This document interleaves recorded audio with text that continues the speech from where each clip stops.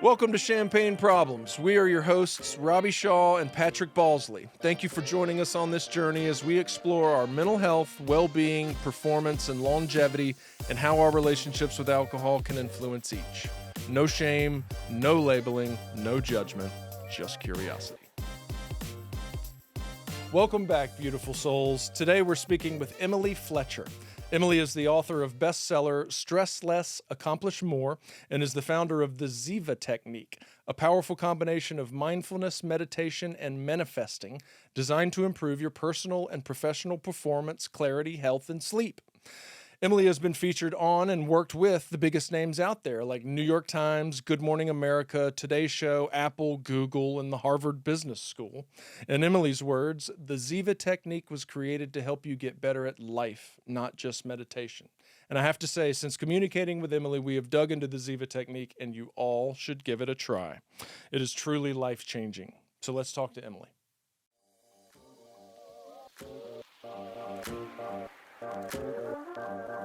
Emily Fletcher, welcome to Champagne Problems. You know, I have always wanted to be on a show called Champagne Problems, and here I am. Forever, you've wanted this. The manifestation works. Yeah. That's right. Manifestation at its finest. Yeah. Thanks for making my dreams come true. Well, we are super excited to have you on. Super excited. Know of you, know of Ziva, know of what you've created. Very excited to dig in and hear all of your the foundation, the process, the passion, all the things. We're very excited about it. Your work, your expertise is exactly what our show is designed to highlight. So pardon us if we're super giddy over here. I prefer it. It really brings giddy? Out the best in me. All right. So we're going to get to know you a little bit. Some rapid fire questions. Yeah, has nothing to do with anything professional. Just super weird. Just super weird. Okay. No. All right, here we go. What was your first live music concert, and where was it? Well, I remember the Indigo Girls, and I was in high school, and it was at the Moon, and that's the one that comes to mind. And it was just life-changing. I love them so much. But then the other memory that flashed in was I went to pick up my sister at a Red Hot Chili Peppers concert, also at the Moon in Tallahassee, Florida. And I saw my first couple French kissing. I was like 4, I was like with my mom or whatever. And I was like, that looks painful. What are you doing? That looks icky. Oh, that's really good. What food is your guilty pleasure? Oh, I'm really, really embarrassed and ashamed to admit this. Say it. And I'm gonna use the word shame, y'all. Oh God. Chick-fil-A. Oh yeah, it's the best. It's one of the best. It's not that the taste is amazing. I'm just morally opposed to their politics. Understood. So that's where the shame comes from. Understood. It's that conflict is riddled through the southeast. It's real. It's a real conflict. It's major. It's like Polynesian sauce or activism. Yep. God. I only do it on road trips when I'm in dire need. That's how I've weirdly justified it to myself, but I'm pretty sure that's not going to hold up in morality court. All right. If you could know the answer to any question in the world, what would you ask? How do I make people want to heal? That's great. I guess I don't want to make them. How do I get people to want to heal? Yeah. It just, my best friend said to me the other day, she said, not everyone wants to heal. And I was like, what? like it was like news flash. I was like, what do you mean not everyone wants to heal? And then I've been thinking about it ever since. I was like, she's right. Yes, they do. They just don't know it. They just don't know it yet. Okay, fair. That's right. Fair. Oh, there's my answer. I could talk about that for a while. Yeah. Let's move on. Move on. If someone were to warn us about you, what would they say? Dangerously charming. What is it? Dangerously charming. Oh, man. Borderline manipulative. Well, because I can use it to manipulate. Oh, yeah. Do you? I have. Have you? I have. We're all manipulating everything all the time. All the time. Yep, all the time. That's how we manifest. No. All right. Who is the funniest person you know and why? Oh, my friend Meredith Smith. She and I went to high school together, and then she worked at the Daily Show, and now she used to run Steve Carell's production company. She's like legit like an executive in the comedy business Oh now. wow. But you didn't know that in high school. You were just like, Yeah. whoa, like She's you're just so hysterical. funny. and and now it's just so fun to watch like the world get to witness her majesty, because it's just like water. It's like breathing for her. Jokes are like breathing, and it's been such a masterclass being her friend. Oh wow. That's super cool. That's I've actually been awesome. really lucky. I ended up in Amsterdam with a bunch of friends in Boom Chicago, which is it's like a Chicago-based improviser group that is based in Amsterdam, and I got to be really good friends with Brendan Hunt, Jason Sudeikis, Kay Cannon, Jordan Peele, Seth Meyers. They were Oh all my there at the God. same time. Wow. No And I was way. like, it was like, and again, none of them were famous yet. You're just like, Yeah. what's going on? Y'all are amazing. So I've had really good luck with comedy in my life. That's insane. So I lived in New York and did comedy. Oh, And I took improv classes, and I used to go to AskCat 3000 and watch Seth Meyers and Amy Poehler and Tina Fey before they got famous. yeah. Love it. Yeah. It's Love really it. such a special skill and so valuable. It's so valuable, and it's beyond comprehension for me. Like, I think I'm pretty funny. I can be. Those people are another world. They're playing a different sport. I actually, because of Brendan, he invited me to improvise at Second City, which was the breeding Yeah. ground for SNL. Oh yeah. And you could do anything. You could fall down and they would make art out of it. And I've never felt so held. I've never felt so creatively held as I did in that moment, which is like, oh, I am being cradled by masters.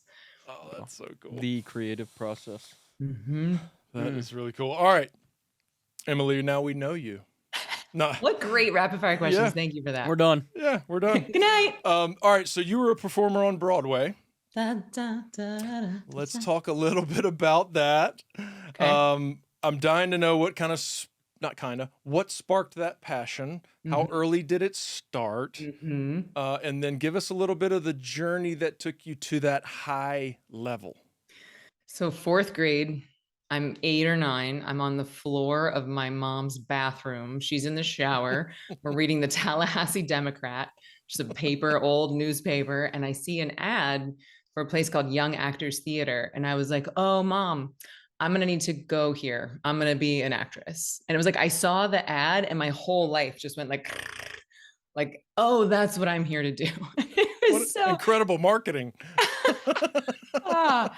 But so then this place is this sweet theater. It's like this giant pink building in the middle of, I'm basically from Floribama, and it was outrageously talented teachers and community. And I got to study voice and dance and acting since fourth grade.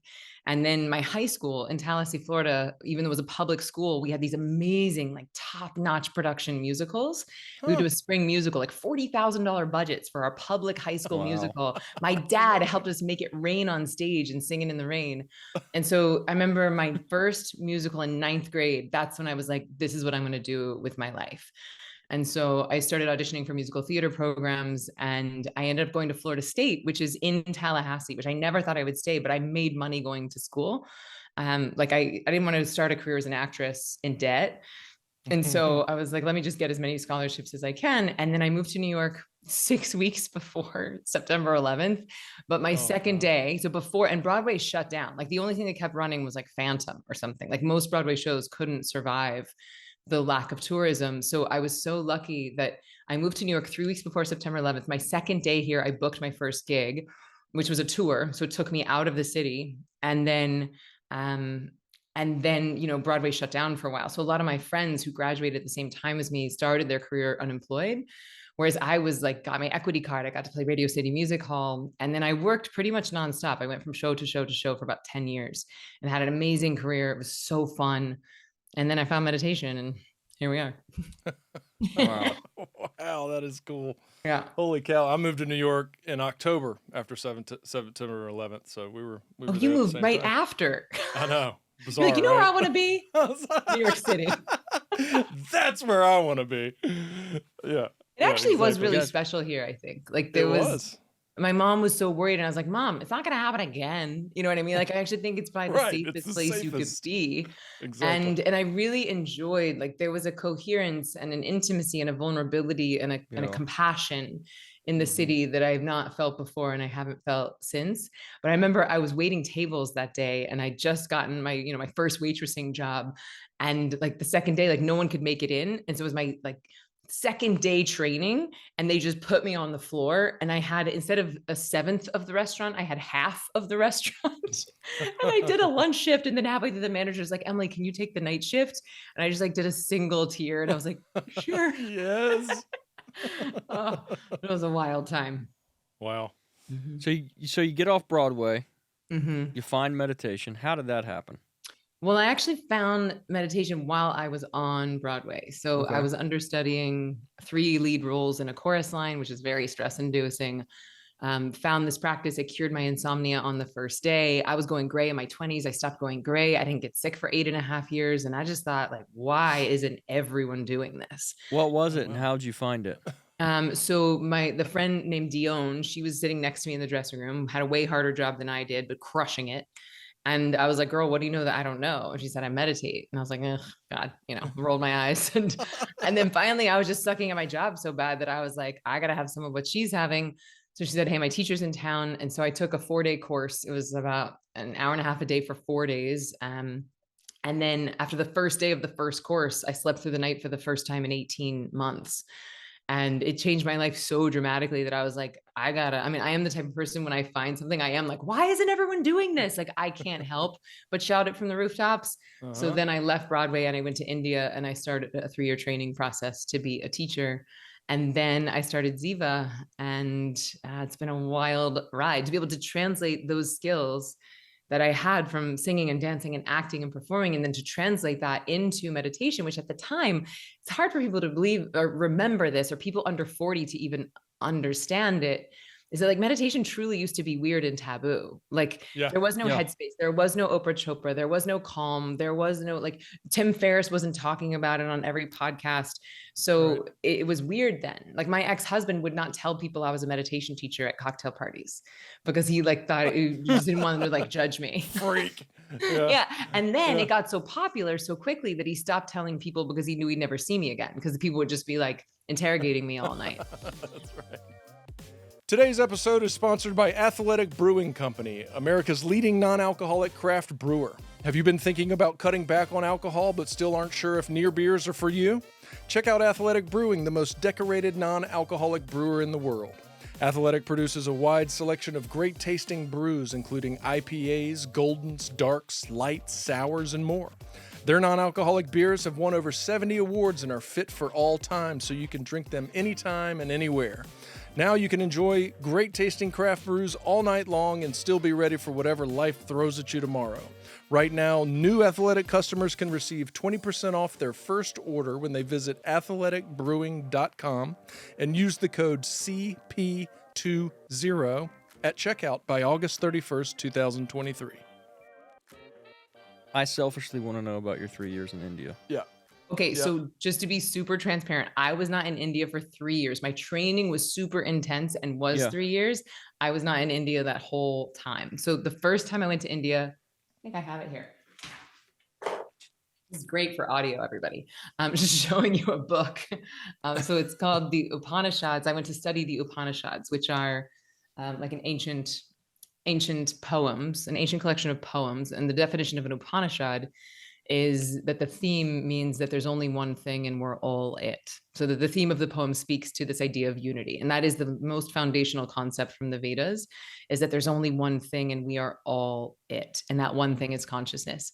So I went there originally just to study for myself. And then I had this wild moment where, I mean, whatever, I guess I'll just, we're at a podcast, I'll tell the story.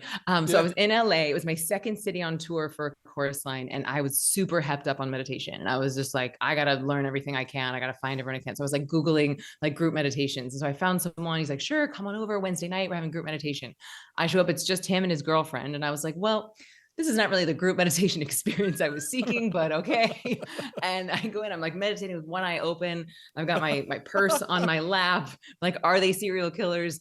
And then I realized they weren't, and I surrendered in, had a great meditation. And afterwards I opened my eyes and I see this, I don't know if it's a photo or a painting or what, but it's this bridge with a light at the end of it. And I said, what is that? And they said, that's Rishikesh. And I was like, what's a Rishikesh? And they said, oh, that's this town in India. We're going for a retreat in February. Are you going? And I was like, no. I look at the photo and I look back at them and I said, yeah, I'm going to go. So cut to 6 months later, I turned 30. I took myself there as my 30th birthday present to myself. And every morning we would go and we would meditate on the banks of the Ganges River. And so this one, when we're crossing this bridge, and I stop in my tracks because I see the exact same snapshot of this bridge with the light on the other side. It's the sun rising on the other side. And I start weeping. I start sobbing, crying, because I know that the me in that moment went back to the me in LA and was like, you have to come here. You have to teach this. Like, it felt like this dharmic imperative where it's like, you have to take your skills. And I'd say my superpower is translating esoteric concepts to people in a way that makes it attractive and relatable to a more mainstream audience. And so while there was certainly like many factors at play, I feel really proud of the role that I played in bringing meditation into the mainstream. I love it. I'm a big non-dual guy. I'm vibing right now. Let's talk unity. Let's get in there. I'm in. I am you. You are me. Love it. All right, Ziva. I mean, let's do it. Let's do it. Give it to us. Yeah, I mean, I got questions to spark it off, but just spark it off. Like, how did you come up with it? I mean, I get the trifecta, I get it, but like, dig. Let's hear it. Yeah. So I was actually finishing my teacher training and I was like sort of building the company while I was finishing my training. And my ex-husband, he was my boyfriend at the time, but he was like, just make up a word. And I was like, I'm not going to make up a word for a company. He's like, well, Google, Akamai, Yahoo. And I was like, oh, okay. And then I was in meditation and I had this thought of like, oh, what about the Sanskrit word for bliss? And so I went after the meditation and I Googled Sanskrit words for bliss. It turns out there's 14 of them, and which I love, which is very indicative of a culture, right? Like in Inuit languages, there's 14 words for snow. In Russian, there's 10 words for blue. And that's another podcast for another time, but people who speak Russian can see more shades of blue than non-Russian speakers. Like their language impacts our consciousness. And so it's very indicative of the culture that there's 14 different flavors of bliss.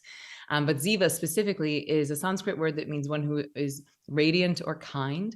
And then it's also a Hebrew, so Sanskrit for bliss, but Hebrew for one who is radiant or kind. And it's also a feminine name. And I liked the idea that I could like bring femininity into, again, great for audio. I'm just adding a lot of visuals here. I got video too. Historically a very male dominated lineage and tradition. And so I liked infusing some femininity into that. So tell us about the process. Yeah. So when a lot of people hear the word meditation, they think, I got to clear my mind. I have to sit totally still. They think, is it Headspace or Calm? Which app am I using to have someone else guide me through an experience? This has become our modern day definition of meditation. And so a lot of what I do now is just help people to redefine that word. Because most of the apps, most of the YouTube videos are actually teaching what I would call mindfulness. I would define mindfulness as the art of bringing your awareness into the present moment, right? It's the art of bringing yourself into the now. And it's really good at creating a state change. Whereas Ziva is all about a trait change. Ziva is all about healing you on a cellular level. Ziva is giving your body rest that's 5 times deeper than sleep. Ziva is helping you access a verifiable 4th state of consciousness, which is different than waking, sleeping, or dreaming.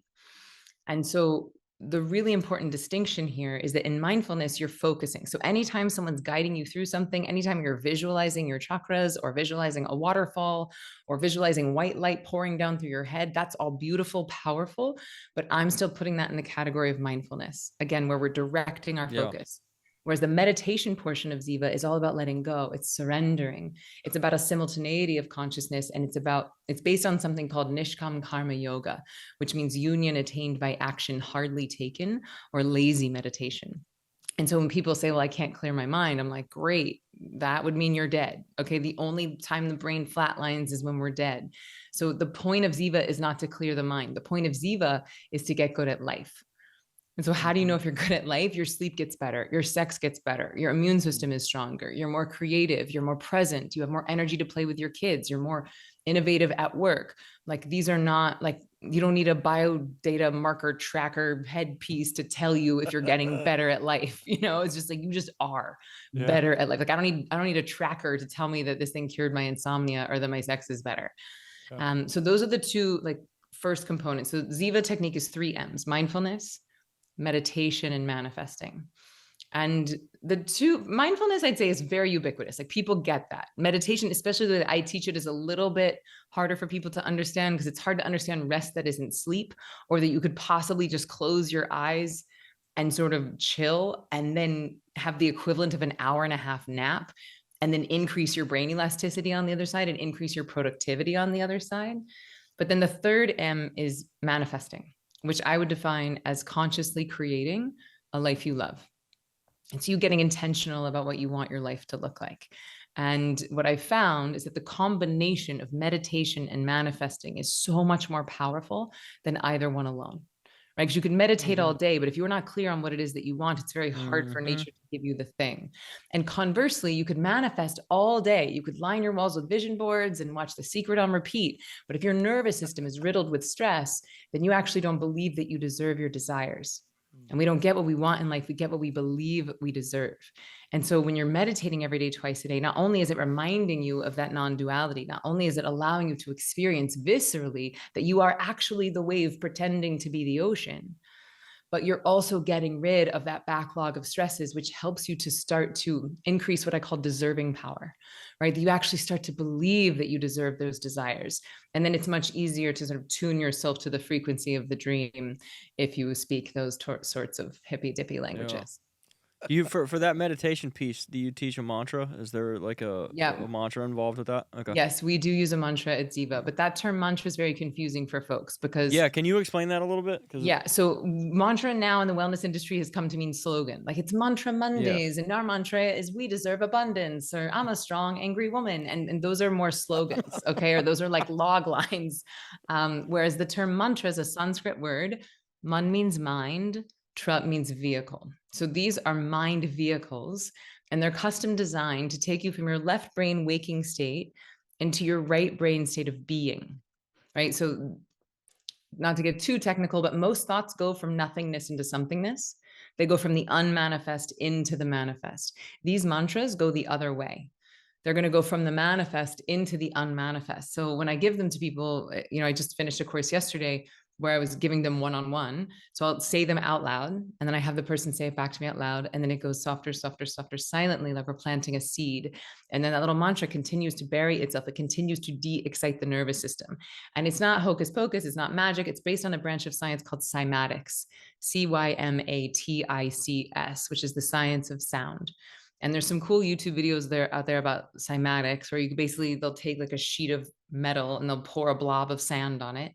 And then they'll play music at a certain frequency, and that blob of sand starts to take these beautiful sacred geometric shapes and patterns.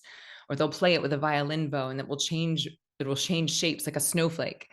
And so you see that just frequency, like just sound, can actually create sacred order inside of something. And it certainly can happen inside of our bodies.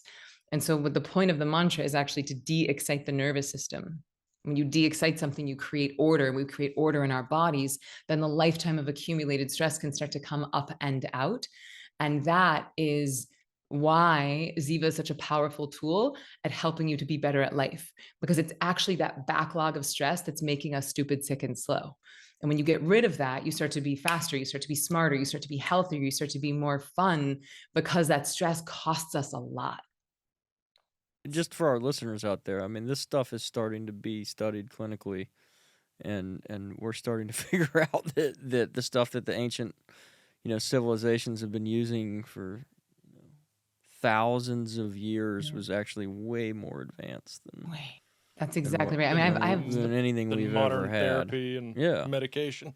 yeah, I said in my class yesterday, I was like, we've been studying this thing for about 6,000 years. Yep. I think they've been studying Zoloft for about 16, Right. and I have a bunch of friends that are in Egypt right now. And it's like, Egypt is coming in hot. Like, what are those codes that we had for this piece? I have another friend who just discovered a new chamber inside underneath one of the pyramids. And he's like, oh, this is the throat chakra of the planet. He's a Yep. mathematician, by the way, and a scientist. And then they like measured the dimensions of the entrance of the chamber. And it's the exact same dimensions as the larynx, as a human Oh larynx. my God. It's like, what? That's And insane. yeah. So it's cool to watch like the ancient and the future meet. And so Andrew Huberman, who's like, podcasting king right now, Oh he yeah. wrote the foreword to my book, Stress Less, Accomplish More. And we also did a course together called Mastering Your Brain. And the reason why we even met is that I was on stage giving a talk in Greece, and I said his Wi-Fi wasn't working in his hotel room. So the only reason he was even at my talk is that he just needed Wi-Fi. So he came to the conference. And then I'm up on stage, like talking about meditation and manifesting. And I was like, well, thank goodness we're living in a day and age where neuroscientists are starting to catch up to what these Indian dudes have been saying for 6,000 years. And he was like, huh? He's like, ding, ding, ding. And then he started paying attention, and then we became friends. So anyway, it is fun to live in this time where science and spirit don't feel so separated anymore. And I think that the potential ramifications of that are actually like why I'm having this feeling again of like, why isn't everyone doing this? Like, first time it was meditation, and I could tell that something big, that this was going to be big for me personally, but I could also feel that it was going to be big for the species, that we would need that mental buttressing to go through the amount of change that we're now facing as a species. And now it's happening again around sacred sexuality. And when I say that like science and spirit are starting to intersect, what I hypothesize, I don't know that this is true, but my hypothesis is that when people start to see that science and spirit are not separate, that actually like sexuality is not separate from divinity, that a lot of the shame and cultural conditioning that we have ingested in our cells, or that we've inherited from previous generations, that will start to fall away. At least that is my prayer. Wow. Yeah. Do you know Dr. Elisa Hallerman? Do you know that name? No. She wrote a book called Soulbriety. Ooh. Yeah, exactly. And it's very much her method on attacking addiction and dependency and behavior issues from the soul and from the subconscious and from the spirit. It's super fascinating. But what I love is that hearing your method in Ziva and the way that you explain it, and the way that you started this talk was with the word healing. And it's just very much sounds like it's a healing for everything. I mean, this practice you're talking about sounds like it could heal all woes. Well, I mean, that's why I was like, hello, everyone. Like, hello, why aren't you doing this? Because I was like, wait, I found the key. Like, I found the key. The thing you're looking for, it's solution, here. I've got it. I'm not kidding. I've got it. Like your addiction, your insomnia, your depression, your anxiety, your low sex drive, your immune system. Like, this is it. And when people are like, wait a minute, Emily, you sound like a used car salesman. Like, why? How could it possibly do this, and this? Try it. And it's like, well, think about the ripple effect of stress. Think about all of the ways that stress is negatively impacting you. And the trick is that it's an impossible question to answer, because we're all the goldfish swimming in the tank. We can't see the stress because we're swimming in it. We don't even know what it looks like to live in a body and a society that is acting in accordance with nature. And by the way, stress is not just a mental phenomenon. Every time you've taken a plane ride, anytime you've eaten a mango in the wintertime, anytime you've used fluorescent lights or slept in past sunrise, it stresses your body. It costs your body something to adapt to modern society. And so our stress debt is so high and it's so common that we can't even really see or conceptualize what it would feel like to truly be living in harmony and symbiosis, one with our own internal rhythms and also with the planet. And so, but here's just a short list of how stress is impacting us. Insomnia, infertility, erectile dysfunction, immune function, autoimmune disorders, obviously anxiety and depression, premature aging, hormonal imbalance, any number of isms, right? Yeah. And I'd love to talk about that too, of like how most addictions are looking to solve an external problem that actually needs an internal solution. And that's Right. why it just becomes insatiable. You just need more and more because it's not actually solving the root cause. And the thing about meditation is that it's bringing that root cause into balance. And that's why the ripple effect of benefits is so profound. Stress debt. I like that. Yep. Mhm. Yep. I feel that. You feel a stress debt? I feel it. No. I feel that. I like that term. Yeah. Yeah. It's Stress debt. collective. Like it's good stuff.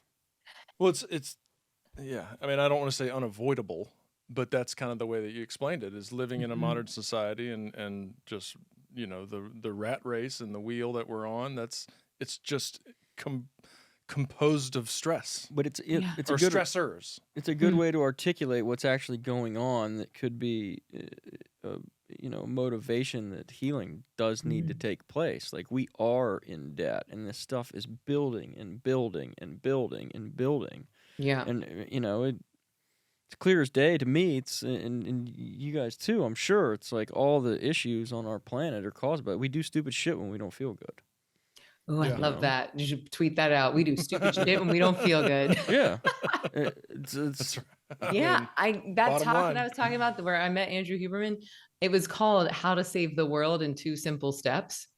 You want to know what the steps are? yeah. Okay, step 1, meditate in the morning.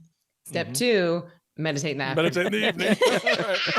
Right. And it sounds simple, but like I will stand by it, because I was basically looking at like what are the 3 biggest threats to the species, and obviously they've changed to some degree, but one of them is certainly climate change, and it's like, and that is it's its own addiction to consumption, right? It's like if we're trying to consume our way to happiness, more food, more money, more travel, more experiences, more clothes, more, then it's like we're sucking the planet dry. And if we instead can start to fill ourselves up from the source of bliss, from the source of happiness, if we can flood our own brains and body with dopamine and serotonin, which are bliss chemicals, then we stop needing that external validation. We stop thinking like, I'll be happy when X happens. And getting out of that I'll be happy when syndrome, I'd say, is one of the most beautiful benefits of this practice. Like, it really viscerally transforms you from being like what I call a bag of need, looking to be fulfilled, and turns you into fulfillment, looking for need.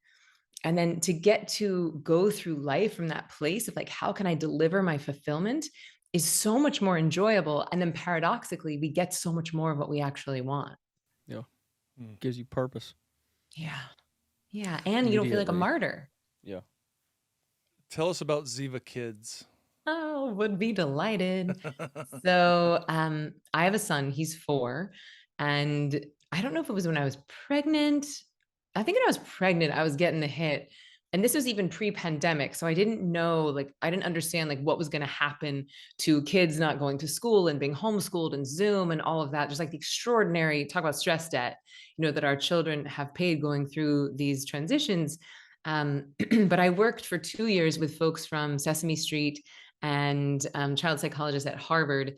And we created this beautiful training for 4 to 14-year-olds. It's 2 separate courses. One is for 4 to 8, and the other one is 9 to 14. And it teaches them the Ziva technique. It teaches mindfulness, meditation, and manifesting, but with the help of my very good friend Z Bunny, who is a puppet that we built with the Sesame Street team. And Z Bunny is basically training to be a superhero. And every day, obviously, it's hard to be a superhero, so he has these challenges. And so I'm like his mom's best friend. And so he comes to me and I teach him tools that he can do to like handle the challenges and really to feel his feelings. And then every day he gets a new badge. And then by the end, he gets his cape. And then the kids are learning the skills along with Z Bunny. And it's really, I'm so proud of this course. It's so good. I had a client yesterday, because I was doing, adult classes yesterday. And she said to me that her 11-year-old daughter has been meditating every single day for 4 months straight. And I was like, to have an 11-year-old meditate every day feels like a big accomplishment. Totally. Where can we find Ziva Kids? I swear to God, I think I saw like that Sesame Street bit, because when I saw you and Robbie said that you were coming on, and I saw your picture, I was like, I've seen her before, and I think it was, now that you brought that up, I think it was on the Sesame Street thing. Oh, cool. So you can get it. It's just at zivameditation.com/kids. It's just on our site. It's a kids course. self-contained, but probably like we did a pretty big launch around it. I mean, there's probably like, I don't know, 15,000 people that came to our big event. And so I was definitely like in the zeitgeist then. And also not that many people were creating that much stuff, but because I had already started it, I think I launched it middle of 2020 or 2021. And I think people were just sort of like a little shell shocked. There were a lot of new initiatives and I was kind of locked and loaded and ready to go with it. So it's very interesting that this came up with you. That we've literally on the other side of this wall is a meditation teacher and guide, and he has a partner who's a friend of mine, and we had a conversation, and they're trying to teach meditation to kids in schools. Cool. All in the Charlotte. So we're in Charlotte, North Carolina. So they're all around this area trying to get into all the public schools, and I was talking to her about what the mission was, and it was just so. I mean, the ripple effect that you keep speaking of teaching kids to go inward and learn who they are and what they are, as opposed to the thinking brain and what society is telling them they are, is just invaluable. I would love to hear you rant on that. Yeah. So the thing that I get on a soapbox around with kids, I mean, I could talk for days about why meditation is important for kids. But really what I get so lit up about with Ziva kids specifically is that in addition to teaching mindfulness, meditation, and manifesting, and by the way, I'm not having kids like sit still for 20 minutes. Like it's very active, they're moving, and it's giving both the kids and the families a shared vocabulary on how to feel their feelings. Yeah. And this is simple, but I mean, I'm 44 years old, y'all, and I've had access to some of the most cutting edge, world-class healers on the planet. And I feel like I'm just now learning how to feel my feelings. It's like, what, how did we forget this? And why on earth have we been training everyone since they come out of the womb to shh, don't cry. Have a bottle, don't cry, have a toy, don't cry, have a snack, have an iPad, have some booze, have some pot, have some coffee, have some benzo blockers, have some anti-anxiety, have some anti-depression meds, but don't feel. Yeah. Like whatever you do, do not feel, because I don't feel comfortable when you're feeling your feelings. That's right. And that's like what parenting is, right? It's like anything we can do to appease our children. They fall down, they're bleeding. We run over to them and we're like, are you okay? You're okay.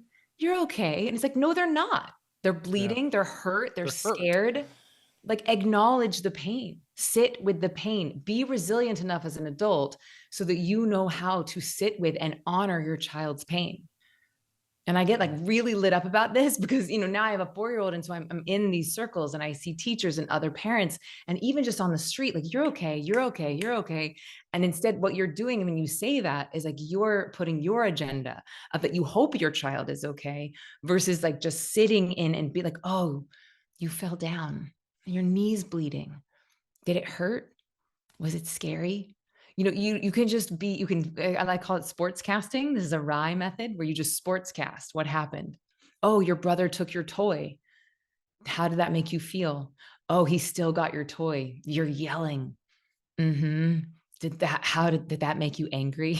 Right. And just naming it. And it's so simple. But I think if we can help our kids to do it, then they don't have to spend $175,000 in therapy for 10 years, which is, by the way, the math on $200 a week of therapy, to unlearn that conditioning and then learn how to feel their feelings. So with Ziva Kids, basically we're teaching people that their big feelings are called stormies. So sad stormy, mad stormy, and scared stormy. And they literally show up as storm clouds. And I love this imagery of stormies because it's indicating a few things. One, that every storm runs out of rain, right? That's the Maya Angelou quote. Every storm runs out of rain, that it's not going to be here forever. And two, that the sun is always shining. If you go up above the stormies, like that sun is always there. And similarly, that bliss is always available inside of us. And those clouds, those big feelings will come and go. And so it's giving people tools to name that and then to like shake and do power poses and then to like come home to themselves and even to manifest, where I have Z Bunny ask them, like, how would you love to feel today? That's freaking awesome.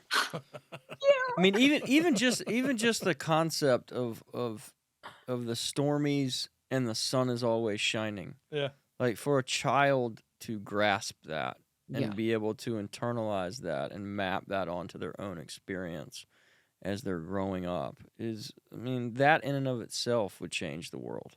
I 1,000,000,000% agree. And now my son and I, every night we play Rosebud Thorn. And so it's like, what was the rose of your day? What was the thorn of your day? And what was the bud of your day? So that every day we're not just sharing like, what was the best part of your day? Like we're sharing like our favorite part, the ouchiest part. That's like the thorn is like the ouchiest part of your day. And then the bud is something that you're working on. And so I think it's really important that we instill like the importance of failure, the importance of struggle, because otherwise we all end up with that growth mindset where we just want to get the straight A and the gold star all the time. Better. Mm. Never enough. Oh God, I hate that we're gonna have to wrap this. We still got some time. Do this again. We still got some time. All right, so let's in the spirit of our podcast where we try to bring in the topic of alcohol. It seems almost obvious kind of where this conversation would go if we bring alcohol into it. But I do want to hear your side, especially or specifically because you mentioned from Vodka to Veda. So tell us a little bit about that and kind of your stance on or perspective on what we know about alcohol, what we know we use alcohol for, and what it's blocking. Yeah. So I guess I'll start by saying that I love drinking. I love it. I think it's so fun. I love champagne. It's the best. It's so great. And I love it so much I haven't done it in 17 years. yeah, I love it so much. And it's poison. It's poison. Just period, the end. And so, and my rule with drugs is that if the pros outweigh the cons, then have fun. But the trick is that oftentimes we don't know all the cons, right? And oftentimes as we get older, the cons change. And if the thing is altering our state of consciousness so much that we then become unaware or incapable of seeing the cons, then it gets really tricky to start to discern. But so my book by the way, when I say book, I'm going to use air quotes because it's basically a Word document on my computer, but it is the first book that I ever wrote. Shit, please publish it.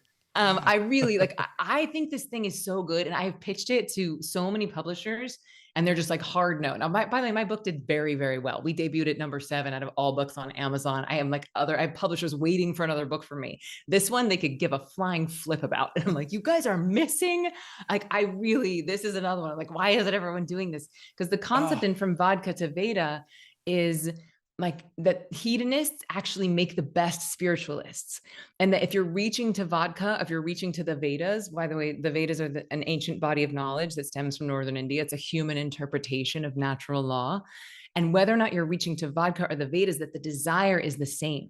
The desire is for an increased sense of aliveness, for an increased sense of unity.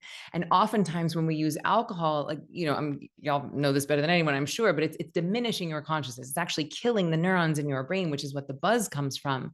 So you're diminishing consciousness, which weirdly is like shaving off parts of your individuality, which is why I think it's easier for people to find unity or connection or vulnerability when they're both inebriated, right? Because it's like, we're not so spiky on the wave. We're not so attached to our individuality. It diminishes us a little bit. It softens us a little bit so that we feel more connected to that unity. So it's easier for us to connect to other people, but it's not sustainable and it's not lasting because then we go back up into the pointy part of the individuality, which is different from my understanding than like other psychedelics. Right. Where it's like, then you're increasing neuroplasticity and like the brain starts to fire on all cylinders, which is a very different phenomenon. And yet in our society, we just lumped everything into the same category. Yeah, I use the example a lot of times with alcohol, specifically in relation to or in comparison to the psychedelics, where you can drink and have a great experience and it can be fun and it can be the greatest night of your life. And then you wake up the next day and it's like you kind of trying to piece it together a little bit. And it was, I remember little bits of that and I remember that experience, but I can't really feel it again. It was kind of in the moment. Whereas psychedelics, you remember it all. And it has a long-lasting effect. So that's the whole point of, people using it for treatment for addiction and some serious trauma stuff where you're creating new pathways in your brain as a result of your experience under that influence, which is just fascinating compared to what we feel when we're drinking. Totally. And I think it's worth mentioning that I've been shocked by how many people have like habits that they didn't want have just fallen away. Like they stop biting their nails, they forget to turn on their coffee machine after 2 weeks. They used to drink 2 or 3 cocktails at a party, maybe they have one. They used to smoke a joint every night before bed. That just doesn't feel charming anymore. So what I love about this style of meditation is that because it's really like nourishing you from the source, because you truly are changing your internal pharmacology, you're changing your internal biochemistry, then the actual impulse to reach for the external thing that gets changed with Ziva. So it's not like you have to even white knuckle the transformation. It really starts to fall away because you are filling yourself up from the source. So I've had so many people be like, yeah, I just haven't. Actually, just yesterday, someone posted in the comments of the course, she's like, I stopped smoking pot the day that I graduated from Ziva. I stopped drinking after the course.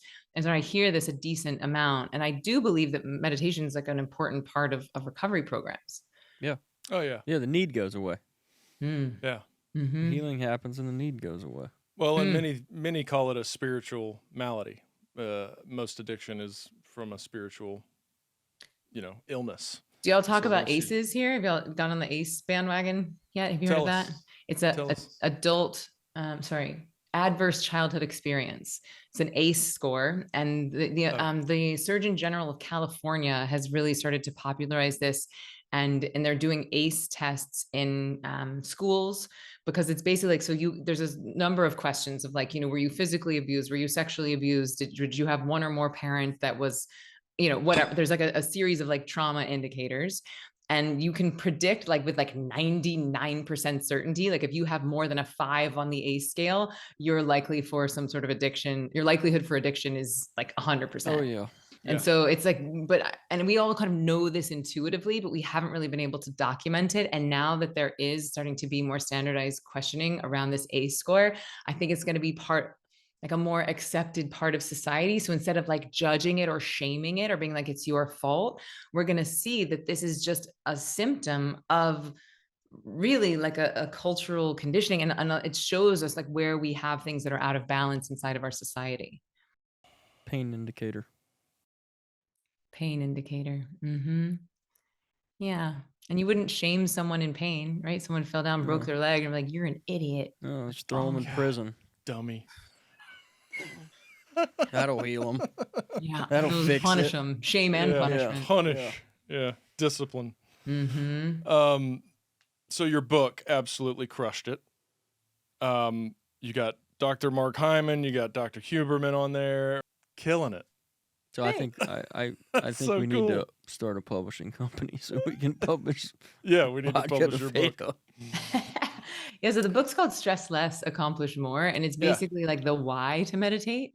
I really cover the science of the what I call the selfish reasons why we meditate. And then the second part, I actually teach a technique in there. And then the third part looks at a lot of what we're talking about. Of like, yes, selfishly, we're going to make ourselves better, but then what's the ripple effect on your family, on your coworkers, and then ultimately on the species? And the book really changed the game for me. And then a couple of years ago, I had a whole, I feel like every few years we reinvent ourselves. I think the whole world went through a bit of a reinvention, a few years ago. And now I'm getting into all these new like embodied manifesting tools. And it feels so exciting to get to like do again what I did for meditation, but now to do it with this even more potent and even more taboo medicine. So yeah, it's exciting times. Very cool. Are you writing a new book? Do you have anything in the works? Not yet. My dream is actually that the podcast, so I'm launching my very own podcast very soon. It's called Why Isn't Everyone Doing This? And my dream is that the podcast starts to become like the workshop for it. Like, because I am a performer. I am an orator. I am an extrovert to the nth degree. And I workshop ideas out loud with people. Like the consciousness has to flow. And I taught live, twice a month for 13 years. That's how I was able to workshop the materials for the book.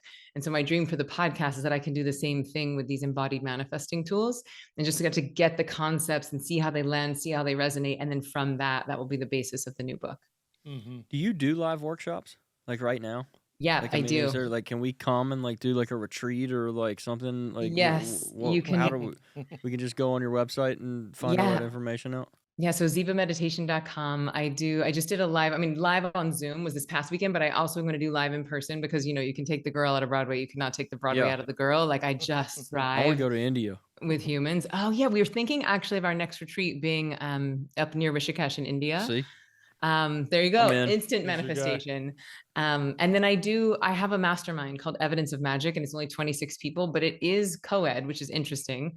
But we are working with sacred sexuality and using what I consider to be the most creative force that we have, using that energy to manifest your dreams. And so it's sort of edgy, doing it with all genders, but so far we've had really like outrageously kind, transformative, healing experiences, because this is certainly an area where people have so much shame or trauma or taboo or just compartmentalization.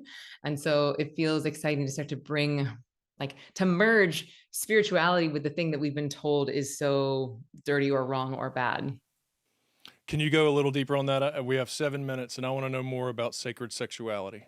Yeah. So somebody was like, what is sacred sexuality? How could sex be sacred? Isn't it? Tantra. Yeah. Isn't it just like a sin? And some people get off on that. You know what I mean? Like there Sin. is the like existential kink of like, I like the taboo-ness of it. And if that's your thing, then I don't want to take that away from you. But if you think about it, and what I'm really interested in is using your sexuality as a manifesting tool, because, when you're in these heightened ecstatic states, the internal pharmacology is very similar to what you need to manifest. Like when I teach manifesting in the Ziva technique, we do it right after we meditate. And in meditation, yes, you're flooding the brain with dopamine and serotonin. So to manifest from that state, it's like very fertile ground to plant the seeds of your dreams. But then when you start to add sexual energy into the equation, or what I call creation energy, you start to add norepinephrine, you start to add adrenaline, you start to add oxytocin. So it's like you take this manifesting pharmacology and you really turn up the dial. And again, it's happening internally. And so with specifically what I call pleasure prayer, where you're using your pleasure to pray, you get really clear on what it is that you would love. Like one thing that you would love to bring into fruition. And that might be sobriety, or that might be an amazing relationship, or how present you want to be with your partner, or a house, whatever, anything you want to create in your life. And once you get really clear on that image, then you start to move that energy from your root, from the sacrum, all the way up through the heart and then into the head. And at those moments of peak pleasure, at those moments of heightened ecstatic states, and then it's almost like you're dedicating that energy to the dream. You're dedicating it to the thing that you would love to create. And it's been a really profound practice for me personally. In my dream, the vision I keep seeing is like tens of thousands of people in these heightened states, but collectively manifesting for the planet. Like, could we change the timeline of the species? And everyone's like, that's crazy, Emily. And I'm like, what's crazy is driving this bus off a cliff, which is what's currently happening. I don't think that getting a lot of people tapping into their divinity internally and praying for the planet is really that weird. Oh, we don't have time for that, though. Look, so honestly, I didn't have time for that. Like, I thought pleasure was like, I'm too busy for pleasure. I got to stress less and accomplish more.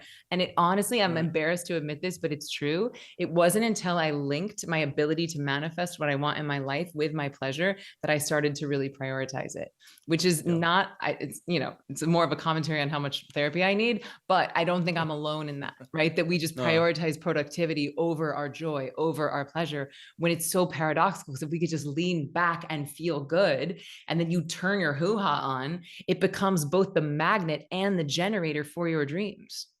I'm waiting for your one-liner there. You've got some good one-liners. Yeah, I'm just soaking it all in. You're speaking my language here, so I'm dialed in. If anything comes out of this conversation, you've got two guys that are going to dive into your program. I know that. Yay! This has been absolutely just inspiring, informative, motivating. It's your energy is coming through, and it's insane. It's very, very exciting. We're very excited about you and everything you're doing, and I'm even more excited about all of our listeners getting to hear this. Yeah. This is going to blow people's minds, and I'm super excited about it. So thank you. Oh, truly, lastly, a pleasure. Lastly, we've got two final questions. One, I'm not sure is applicable. We can probably find a way, though.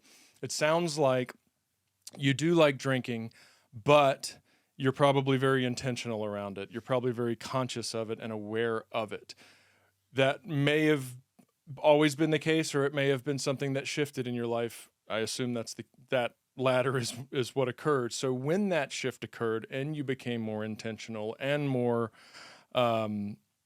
aware of, alcohol and its effects on you and your goals and strategies, what are the 3 top things that occurred in your life, the 3 benefits, the values that occurred in your life as a result of becoming more intentional around your alcohol use? Yeah, well, a huge one was when I learned to meditate. Because I was a Broadway showgirl, so I'd finish the show at 10. We'd go out drinking. Like that's what we did. We'd drink till 1 a.m.